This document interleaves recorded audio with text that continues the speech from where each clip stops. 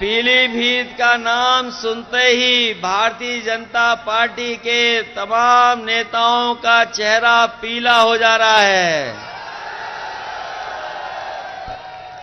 और ये इसीलिए हो रहा है कि यहां की जनता ने इस बार मन बना लिया है और समाजवादी पार्टी को ऐतिहासिक वोटों से जिता करके भेजना चाहती है। हमारे यहां किसान भाई हैं, ये जानते होंगे कि किसान भाइयों का आंदोलन पूरे देश में चला है। कोई ऐसा किसान नेता नहीं जो किसान आंदोलन से न जुड़ गया हो, और जो लोग दिल्ली या बाहर जाकर के आंदोलन नहीं कर पाए, उनका भी समर्थन किसान आंदोलन में रहा।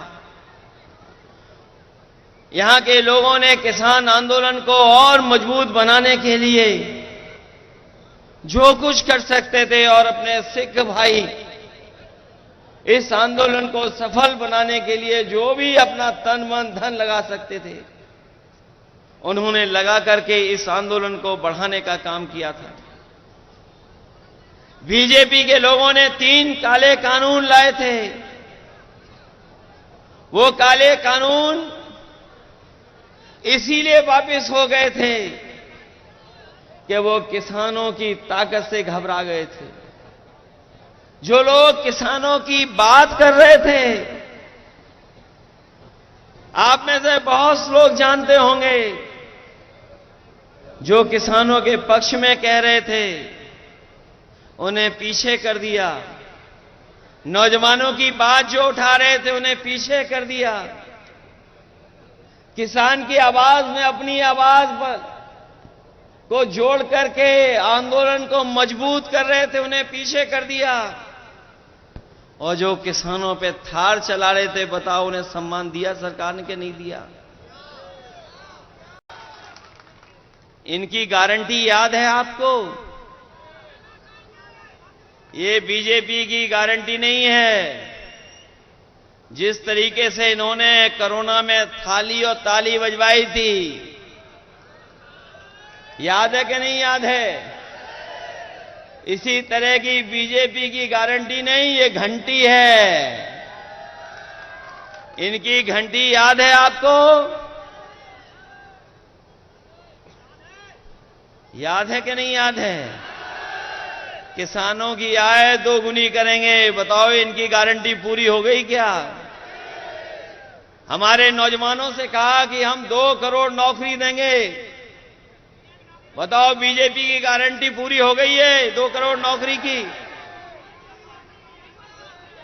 जो गारंटी देते फिर रहे थे, इनकी सरकार में हर पेपर लीक हुआ है कि नहीं हुआ है?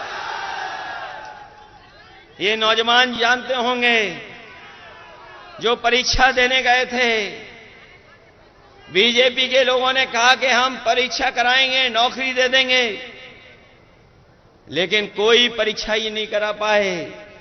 जो भी परीक्षा कराई, उस हर परीक्षा का पेपर लीक हो गया। भारतीय जनता पार्टी के लोगों को कहना चाहते हैं, यही उत्तर प्रदेश है जिसने उनकी सरकार बनवाई। 14 में आए थे और 24 में चले जाएंगे।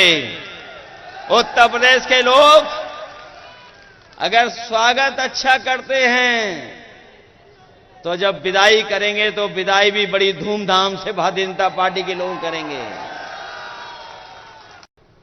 सोचिए, कभी जिन उद्योगपतियों से ये वसूल लेंगे पैसा, क्या वो नहीं कमाएंगे मुनाफा? क्योंकि मुनाफा कमा रहे हैं इसीलिए महंगाई है, भ्रष्टाचार है इसीलिए महंगाई है। और इन सब चीजों के लिए कोई दोषी है तो वो भारतीय जनता पार्टी के लोग हैं। ये वही बीजेपी के लोग हैं। याद कीजिए, इन्होंने कहा था कि नोटबंदी के बाद कोई भ्रष्टाचार नहीं होगा, कोई काला धन नहीं कमा पाएगा। बताओ, ये इलेक्टोरल बॉन्ड सफेद को काला करने वाला इंतजाम हुआ है कि नहीं है? काले को सफेद कर लिया कि नहीं कर लिया बीजेपी ने? नोटबंदी में भी किया और इलेक्टोरल बॉन्ड में भी कर लिया। इस सरकार ने जितना पैसा वसूला है उसकी वजह से ही महंगाई है। बीजेपी के लोगों ने 3 काले कानून लाए थे। वो काले कानून इसीलिए वापस हो गए थे कि वो किसानों की ताकत से घबरा गए थे। जो लोग किसानों की बात कर रहे थे, आप में से बहुत से लोग जानते होंगे, जो किसानों के पक्ष में कह रहे थे उन्हें पीछे कर दिया। नौजवानों की बात जो उठा रहे थे उन्हें पीछे कर दिया। किसान की आवाज में अपनी आवाज को जोड़ करके आंदोलन को मजबूत कर रहे थे उन्हें पीछे कर दिया। और जो किसानों पे थार चला रहे थे, बताओ उन्हें सम्मान दिया सरकार ने कि नहीं दिया?